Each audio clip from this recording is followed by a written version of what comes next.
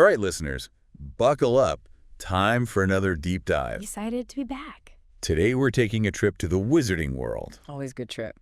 to explore the life and times of one Albus Dumbledore. Ah, Dumbledore. But there's a twist. Oh. We're usually digging through mountains of sources, right? Right. This time, we're focusing on just one. Interesting.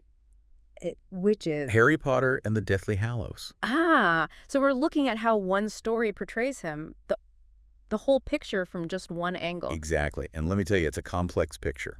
Because was Dumbledore really the saint everyone thought he was? Good question. Or are there some darker chapters we need to uncover? Well, I mean, right away, the book throws us two very different Dumbledores. The obituary, all those impressive achievements. It makes him sound like a legend. But then there's Rita Skeeter and her book. The Life and Lies of Albus Dumbledore. Full of juicy gossip, maybe, but she raises some good points. That mysterious broken nose, for instance. I always wondered about that. And her whole claim that his accomplishments were, shall we say, embellished? It makes you wonder, who's really controlling the narrative? Exactly. What stood out to you in these early, contrasting portrayals? To be honest, it was a bit of a whiplash. Like, is he the wise headmaster, or is there something shady going on? But then the book starts giving us glimpses into his family. Ah, yes. His sister, Ariana. And things get really interesting or tragic, depending on how you look at it. We hear about the attack that left her with unstable magic, from the letters of Harry's mother, no less. Imagine the burden that placed on the family. Yes. Especially a young Albus. Heavy stuff. And then we get those pensive memories. Whoa, those are powerful. We see Dumbledore as this brilliant but ambitious young man. And that's when Grindelwald enters the picture. A pivotal relationship for sure, both exceptionally talented, both drawn to this idea of for the greater good. Sounds good on the surface. Until you realize they're talking about wizards ruling over muggles. It's a classic example of good intentions gone wrong. Like really wrong. Their shared ideology took them down a dark path. And sadly, it contributed to Ariana's death. This is a turning point for Dumbledore. He sees the true cost of their ambitions. That duel between them is intense, the end of their friendship, and you can practically feel Dumbledore's regret. But does that absolve him? Where do you draw the line between youthful idealism and the consequences of your actions? That's a question that sticks with you even after finishing the book. Absolutely. Dumbledore wrestles with his past constantly, trying to make amends for those choices. Speaking of choices, his actions towards Harry raise another set of questions. Oh, yes. Through Snape's memories, we see this intricate plan unfold, from protecting Harry as a baby to setting him on the path to face Voldemort. It's like he was playing wizard chess with life or death stakes. Some might say he was manipulating Harry. Others would say he was doing what had to be done. It's hard not to see the parallels with Grindelwald, both believing they knew what was best for the world, even if it meant sacrifices along the way. It's a fascinating moral dilemma, isn't it? What happens when good intentions clash with the reality of war and sacrifice? And then there's the whole business with the Deathly Hallows. In the beginning, Dumbledore was fascinated by them, especially with Grindelwald. Each one representing a different kind of power. The Elder Wand, mastery over death. The Resurrection Stone, the ability to bring back the dead. And the Invisibility Cloak. But he seems to regret that fascination later on. Almost like he learns that real power isn't about cheating death or becoming invisible. More about accepting your mortality and fighting for what you believe in. Now, this is where the Elder Wand's journey gets really interesting. From Grindelwald to Dumbledore to Draco Malfoy and ultimately to Harry. It's like a magical hot potato. But it ends up being a key factor in the final battle with Voldemort, right? Absolutely. It shows how seemingly small actions can have massive consequences. Whoa, I think we need a moment to process all this. We've covered a lot of ground. Yeah, it's a lot to unpack, but I think we left off with that Elder Wand, right? You're right, that whole chain of events is wild. It really shows how even the smallest actions can have huge consequences. Like a wizarding butterfly effect, almost. Okay, so remind me how Harry ends up the master of the Elder Wand.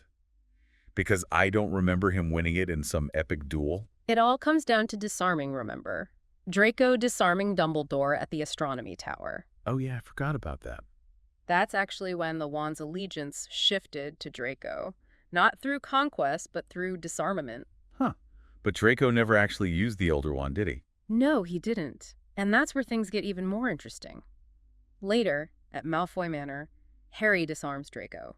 just in the chaos of the escape, not even thinking about the wand's power. So the Elder Wand's loyalty went to Harry without him even realizing it. Exactly. And this becomes absolutely crucial in the final battle. Voldemort thinks he's the master of the Elder Wand, remember? Yeah, he tries to kill Harry with it. But the wand refuses to harm its true owner. Boom. Backfires on Voldemort.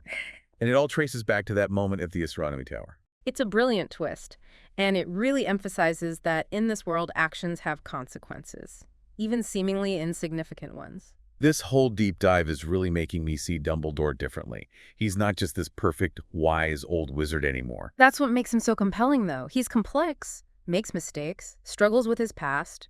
It makes him more human, I think. More relatable. But what about his decision with Harry?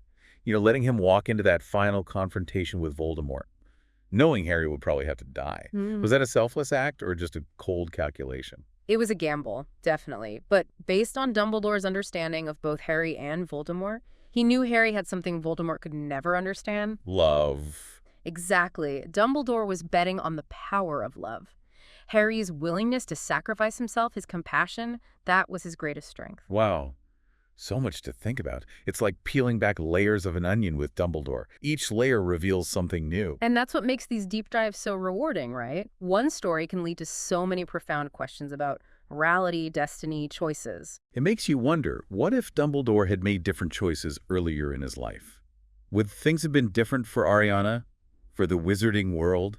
That's the beauty of complex narratives. They encourage us to think critically, to question, to consider the ripple effects of our own choices. So what's the biggest takeaway for you from this exploration of Dumbledore?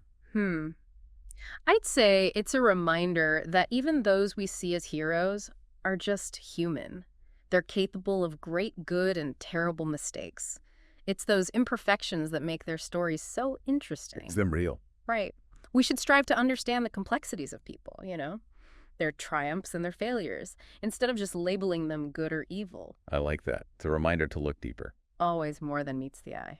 What do you think, listeners? What surprised you most about Dumbledore? Share your thoughts on our social media. We love hearing from you. We do. But before we wrap up, you said there's still more to explore with Dumbledore. What else is there? Well, we focused a lot on the dramatic stuff, the battles, the fight against evil. But what about Dumbledore's smaller choices, the ones that might not seem so important at first glance? I see what you mean. Like his decision to become a teacher. Exactly. He could have gone for a big ministry job or been an Auror, but he chose to teach.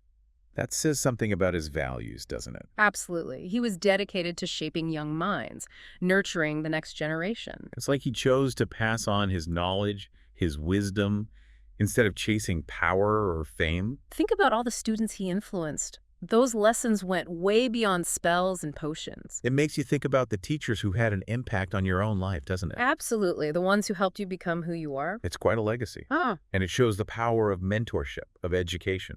And Dumbledore himself had mentors, some good, some not so good. Like Nicholas Flamel. Right, a positive influence. But then there's Grindelwald, a much darker influence. Shows how important those early relationships can be, for good or for bad.